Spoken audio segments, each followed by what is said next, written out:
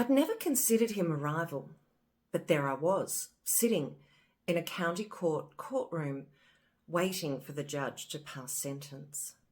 The choice to be there had not come easily nor quickly. It had taken me 36 years to tell Mum about what had happened. I'd always thought that silence was the best option, and telling others might just make them upset and concerned, and I honestly believed that I was okay. But once I had told Mum, I had this burning desire to let him know I was no longer keeping his secret. But how to let him know? I fantasized for days about writing him a letter. Scumbag. Just wanted to let you know I told Mum the truth about what you did. But it seemed unsatisfactory because, well, how would I know if he'd received the letter or if he'd even read it? So then I started to think about calling him. Hey, do you remember me? Yeah, Karen. Yeah, how's it going? I just wanted to say, your secret's out. I told the truth. Mum knows what you did. And you should be worried because I might just report you to the police. But it felt like an idle threat, even though it was fun to fantasize.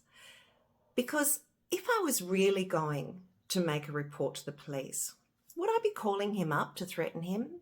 Wouldn't I just go and do it? And I began to wonder if making a report to the police might actually be the best thing to do. But could you even report a crime from 36 years earlier?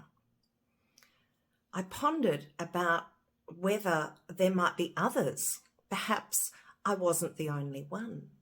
And the longer that I thought about it, the more I decided that this wasn't just about me making a report. This was important so I could support other people as well.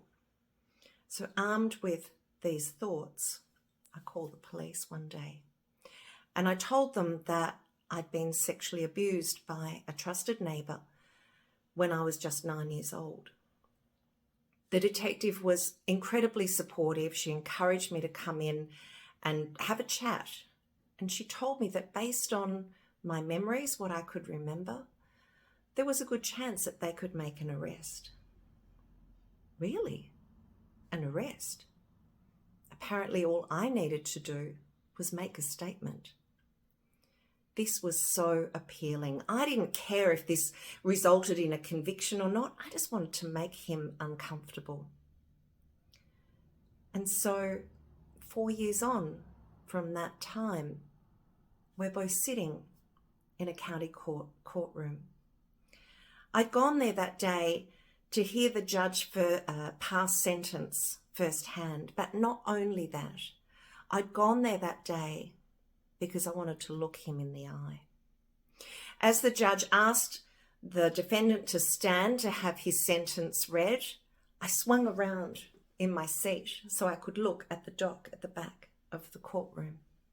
And as I did, he caught my eye with curiosity at first, but then he realised I wasn't going to look away. He dropped his head and his eyes fell to the floor. And he didn't look up again until he left the courtroom. I know this because I did not take my eyes from him the whole time. He was sentenced to 5 years in jail.